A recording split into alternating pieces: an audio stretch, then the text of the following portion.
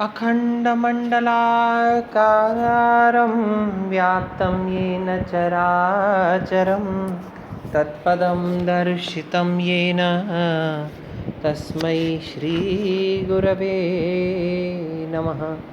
तस्मै श्रीगुरवे नमः। तस्मै श्रीगुरवे नमः। प्रिय विद्यार्थियों, पिछली कक्षा में हमने अध्ययन किया निष्क्रमण और अन्नप्राशन संस्कार के विषय में कि चौथे मास में बालकों का निष्क्रमण संस्कार किया जाना चाहिए और छठे में अन्नप्राशन संस्कार किया जाता है।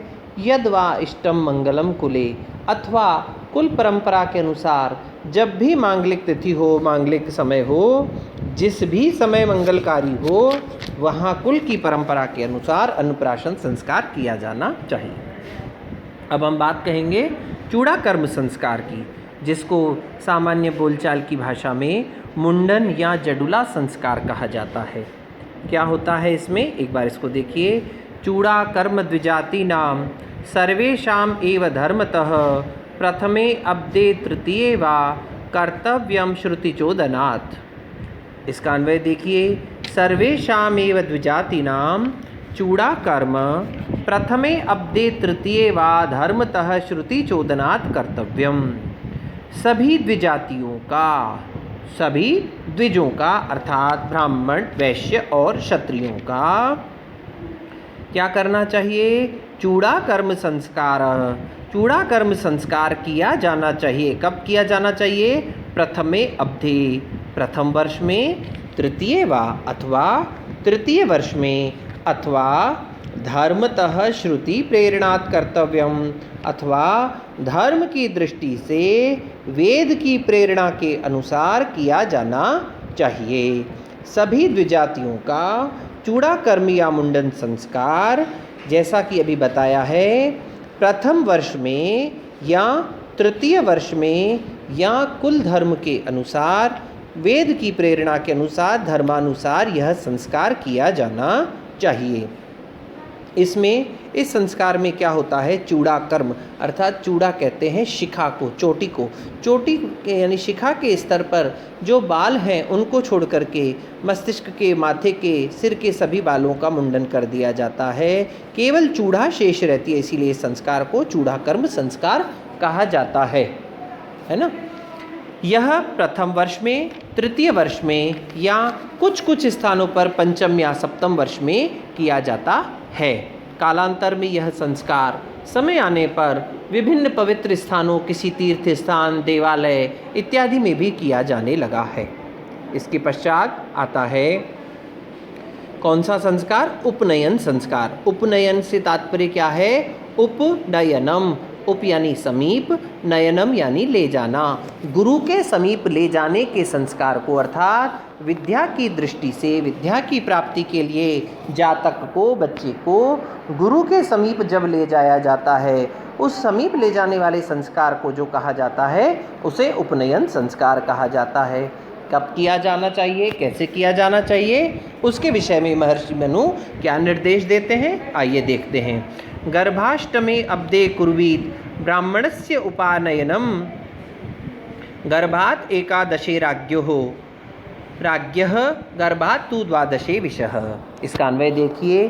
ब्राह्मणस्य उपानयनम, उपनयनम गर्भात् अष्टमे अब्दे कुर्वीत, राज्ञः च गर्भात् एकादशे अब्दे, विषः तु गर्भात् द्वादशे अब्दे कुर्वीत।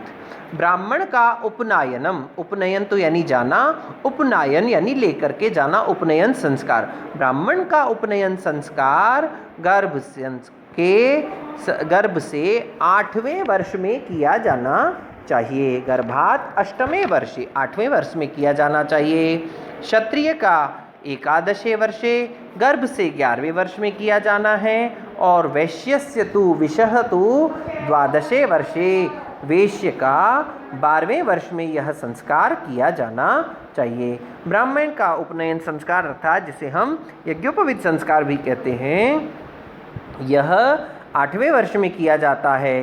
क्षत्रिय का 11वें वर्ष में और वैश्य का 12वें वर्ष में किया जाना चाहिए। अब देखिए अगला वाला श्लोक और महत्वपूर्ण है कि लेकिन अगर किसी व्यक्ति को बहुत अधिक पढ़ने की इच्छा हो तो भी ये 8 वर्ष, 11 वर्ष और 12 वर्ष से पूर्व वह कब वहाँ गुरु के पास जा सकता है, कब उसका उपनयन संस्कार किया जा सकता है, तो उसके विषय में महर्षि मनु बता रहे हैं। क्या कह रहे हैं? ब्रह्म वर्चस्स कामस्य कार्यो विप्रस्य पंचमे राज्ञो बलार्थिनः षष्ठे वैश्यस्य इह अर्थिनो अष्टमे। इह ब्रह्म वर्चस्स कामस्य विप्रस्य पंचमे। ब्राह्मण, कौन सा ब्राह्मण? ब्रह्म वर्चस्व की कामना करने वाला, जो ब्रह्म बल को ब्रह्म तेजस्वी बनना चाहता है, ब्रह्म वर्चस्व की कामना करना चाहता है, ऐसे ब्राह्मण का 5वें वर्ष में उपनयन संस्कार, यज्ञोपवीत संस्कार किया जाना चाहिए। देखिए पहले था सामान्य परिस्थितियों में 8वें वर्ष में होना चाहिए, किंतु अगर वो ब्राह्मण ब्रह्म तेजस्वी बनना चाहता है, ब्रह्म वर्चस्व की कामना करता है, अर्थात और अधिक अध्ययन करना चाहता है, तो उसको 3 वर्षों की और अधिक अध्ययन की प्रारंभ की प्राप्ति की दी जा रही है। कहाँ से? 8वें के स्थान पर उसको 5वें वर्ष से प्रारंभ कर देना चाहिए। फिर क्या कहा? बलार्थिनः राज्ञः षष्ठे, और अधिक बल की इच्छा करने वाले क्षत्रिय का 6ठे वर्ष में किया जाना चाहिए। देखिए 8 का हमने 5 किया, अब यहाँ क्षत्रिय का क्या था? 11वें वर्ष में। लेकिन कोई और अधिक अतिरेक बल की आवश्यकता हो, जिसको जो अतिरेक बल का कांक्षी हो, उस बल की प्राप्ति करने वाले मनुष्य के लिए, क्षत्रिय के लिए हमें 11वें के स्थान पर 6ठे वर्ष में ही अध्ययन प्रारंभ करवा देना है। उसका यज्ञोपवीत संस्कार, उपनयनम संस्कार कर दिया जाना चाहिए। फिर क्या कहते हैं? अर्थिनः वैश्यस्य अष्टमे अब्दे उपनयनम कार्यम। अर्थी, कौन सा अर्थ? धन की प्राप्ति करने का, धन बनने का इच्छुक और अधिक धन की कामना करने वाले वैश्य का यह संस्कार कब कर दिया जाना चाहिए? 8वें वर्ष में कर दिया जाना चाहिए। देखिए ब्राह्मण का 8वें से 5वां वर्ष कर दिया, क्षत्रिय का 11वें से 6ठा वर्ष कर दिया, और वैश्य का 12वें की अपेक्षा 8 वर्ष का कार्यकाल की समय निर्धारित कर दिया गया कि 8वें वर्ष में यह उपनयन संस्कार प्रारंभ किया जा सकता है। इसके बाद आगे देखिए, कभी कभी कुछ परिस्थितियां ऐसी हो जाती हैं कि उस समय अगर वो व्यक्ति अध्ययन के लिए, उपनयन संस्कार के लिए उपस्थित न हो सके, उसका न किया जा सके, तो क्या किया जाए? देखिए आज भी आप लोगों के साथ होता है, कोई बच्चा अगर फीस वीस नहीं जमा करवा पाता, फॉर्म नहीं भर पाता है, डेट बढ़ाई जाती है, फिर अंतिम तिथि और बढ़ाई जाती है, अरे भैया इतने दिन तक तो आ ही जाओ। तो वही स्थिति पहले भी हुआ करती थी कि अगर कोई व्यक्ति उस समय तक अपने निर्धारित समय के अनुसार प्रारंभ न कर सके, तो उसके लिए समय सीमा कहाँ तक निर्धारित है, कब तक वह अपने अध्ययन के लिए आगे बढ़ सकता है, उसके विषय में बताया गया है। आषोडशात् ब्राह्मणस्य सावित्री नाति वर्तते, आ द्वाविंशात् शत्रुबंधो आ चतुर्विंशते विषः। इसका देखिए, ब्राह्मणस्य आषोडशात्, शत्रुबंधु आ द्वाविंशात्, विंशः आ चतुर्विंशते सावित्री नाति वर्तते। ब्राह्मण की 16 आषोडशात्, 16 वर्ष तक उसका यह संस्कार किया जाना चाहिए। शत्रुबंधो आद्विंशात्, क्षत्रिय का 22वें वर्ष तक, और आविंशो विषः आ चतुर्विंशते, और वैश्य का 24वें वर्ष तक सावित्री नाति कर्मते, 24वें वर्ष तक उसके सावित्री संस्कार का, यज्ञोपवीत संस्कार का अतिक्रमण नहीं किया जाना चाहिए। अर्थात 16 वर्ष ब्राह्मण के लिए, 22 वर्ष क्षत्रिय के लिए और 24 वर्ष वैश्य के लिए निर्धारित है कि यहाँ तक तो उनका यज्ञोपवीत उपनयन संस्कार हो जाना चाहिए। देखिए हमने पहले देखा इनकी जो समय सीमा थी वो क्या थी 8, 11 और 12। उसको कम करके क्या किया गया कि अगर कोई जल्दी से ही प्रारंभ कर लेना चाहता है, अपना संस्कार कर लेना चाहता है, तो उसके स्थान पर क्या किया 5, 6 और 8। लेकिन अगर कोई उस समय की सीमा तक भी ना कर पाए तो उसके लिए कौन से वर्ष तक उसका यह संस्कार किया जाना चाहिए 16, 22 और 24 वर्ष तक ब्राह्मण का, क्षत्रिय का और वैश्य का सावित्री संस्कार, उपनयन संस्कार अर्थात यज्ञोपवीत संस्कार कर दिया जाना चाहिए। लेकिन अगर इस स्थिति में आकर के भी इतनी समय की छूट देने के, सीमा की छूट देने के पश्चात भी अगर किसी का यह संस्कार नहीं किया जाए तो क्या करना चाहिए, उसके विषय में आगे निर्देश करते हुए मनु कह रहे हैं, अतः ऊर्ध्वं त्रयोप्येते यथा कालम संस्कृता सावित्री प्रतिता व्रात्या भवन्ति आर्य विगर्हिता। अन्वय देखियो, अतः ऊर्ध्वं यथा कालम असंस्कृता एते त्रयः अपि सावित्री पतिता आर्य विगर्हिता व्रात्या भवन्ति।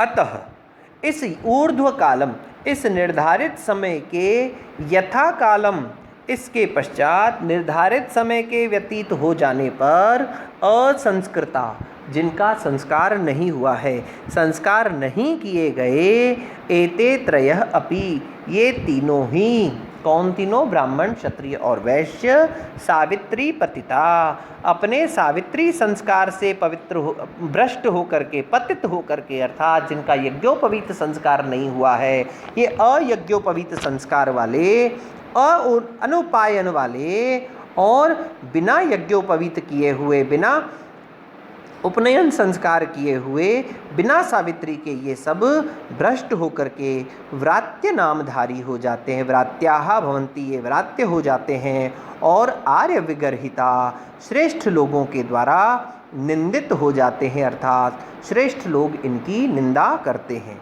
फिर भी यदि अगर ऐसी स्थिति आ जाए तो क्या किया जाए, अब जब ये व्रात्य बन गए हैं तो फिर क्या किया जाए, इनके साथ किस प्रकार का व्यवहार होता है और यह व्रात्य होने के क्या नुकसान हैं कि अगर कोई व्यक्ति अपना अध्ययन अध्यापन प्रारंभ न कर सके, गुरुओं के पास न जा पाए, जिसका उपनयन संस्कार न किया गया हो, जिसका यज्ञोपवीत या सावित्री संस्कार न किया गया हो, अब उसका नाम तो हमने व्रात्य रख ही दिया है।